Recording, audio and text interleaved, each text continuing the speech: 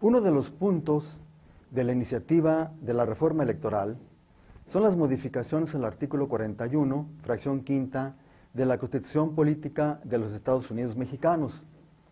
que propone ahora, en su párrafo inicial, que la organización de las elecciones se realizará a través del nuevo Instituto Nacional Electoral y de lo que denomina organismos públicos autónomos locales. Ahora bien, como esa nueva redacción del artículo en cita, complementada con otras adiciones y reformas en la misma iniciativa, afectan directamente al federalismo, tal como está establecido en los artículos 40, 41 y 124 de la Constitución Federal, considero que para proponer un análisis muy somero sobre la reforma electoral,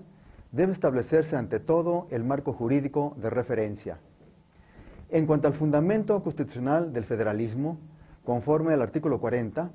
es voluntad soberana del pueblo mexicano constituirse en una república representativa, democrática y federal, compuesta de estados libres y soberanos en todo lo concerniente a su régimen interior,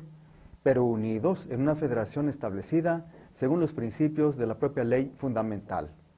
A su vez, el numeral 41 dispone que el pueblo ejerce su soberanía por medio de los poderes de la Unión en los casos de la competencia de estos y por los de los estados en lo que toca a sus regímenes interiores, en los términos respectivamente establecidos por la Constitución Federal y las particulares de los estados, las que en ningún caso podrán contravenir las estipulaciones del Pacto Federal.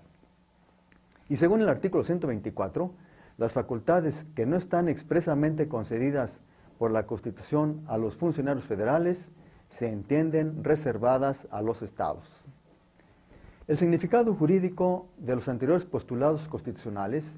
presenta al federalismo como un fenómeno histórico surgido de estados independientes unos de otros, pero que soberanamente decidieron conservar parte de sus facultades y ceder un cierto número de atribuciones al sistema federal. Es decir, consiste esencialmente en que los estados libres y soberanos conserven su gobierno propio y directo en todo lo no otorgado al gobierno nacional por la Constitución Federal.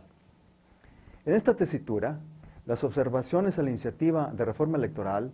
para ser válidas jurídicamente, tienen que puntualizar en qué medida las adiciones, modificaciones y supresiones que se proponen se encuentran permitidas o incluidas en las facultades expresas otorgadas por los estados a la federación,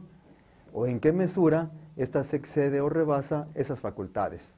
o en qué quantum invade las atribuciones reservadas a los estados. Desde luego que en el cuerpo de la Constitución Federal, la teoría del federalismo está incorporada con la característica de respetar las facultades de los estados que no están expresamente concedidas a las autoridades federales, y así puede observarse en sus artículos 73, 74 y 76, pero en los cuales, sin embargo, no están incluidas facultades expresas cedidas por los estados a la federación en materia electoral, sino que a esta materia accede la federación en virtud de que así remiten los propios artículos, fracción 30, que establece que el Congreso tiene facultad para expedir todas las leyes que sean necesarias a objeto de hacer efectivas sus facultades y todas las otras concedidas por la propia Constitución a los poderes de la Unión. 74, fracción octava, que dispone que son facultades exclusivas de la Cámara de Diputados, las demás que le confiere expresamente la misma Constitución. Y 76, fracción 12, que ordena que son facultades exclusivas del Senado, las demás que la misma Constitución le atribuya. En congruencia con lo anterior, en el diverso artículo 41 de la Constitución Federal, tal como está redactado y vigente hasta la fecha, se establecen las bases para realizar la renovación de los poderes legislativo y ejecutivo en el orden federal, mediante elecciones libres, auténticas y periódicas, lo que significa jurídicamente que la Federación tiene atribuciones para legislar en materia electoral federal, pero sin que, como pueda constatarse, se incluya en la propia Constitución disposición alguna que afecte las facultades reservadas a las entidades federativas en materia de elecciones locales, porque precisamente estas facultades nunca han sido expresamente concedidas por los estados libres y soberanos a la Federación mediante una norma constitucional.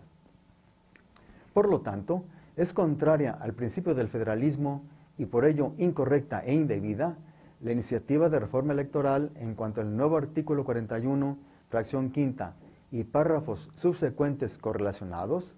propone que en los estados de la Unión la organización de las elecciones se realice a través de los denominados organismos públicos autónomos locales, pues esto se traduciría prácticamente en sustituir los diversos organismos electorales locales que existen en cada una de las entidades federativas para organizar las elecciones a nivel local.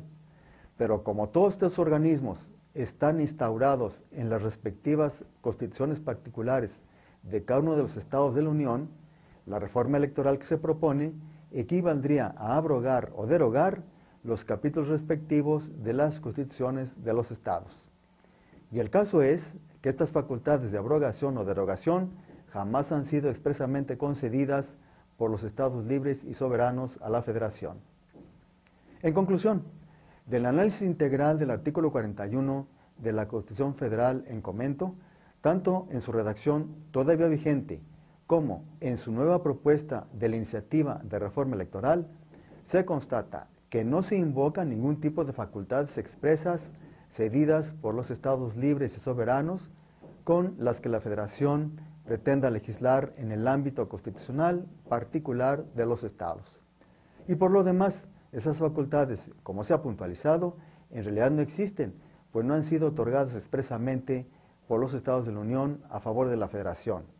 sino que el legislador federal simplemente añadió entre las adiciones, modificaciones y supresiones de la reforma electoral todas estas nuevas disposiciones electorales que traerán como consecuencia la derogación o abrogación sin proceso legislativo y por autoridad incompetente de varios preceptos de las constituciones particulares de los estados. Conviene recordar del constitucionalista Felipe Tena Ramírez su concepto de que, en teoría, las facultades federales no pueden extenderse por analogía, ni por igualdad, ni por mayoría de razón, a otros casos distintos de los expresamente prevenidos. Agradezco su atención.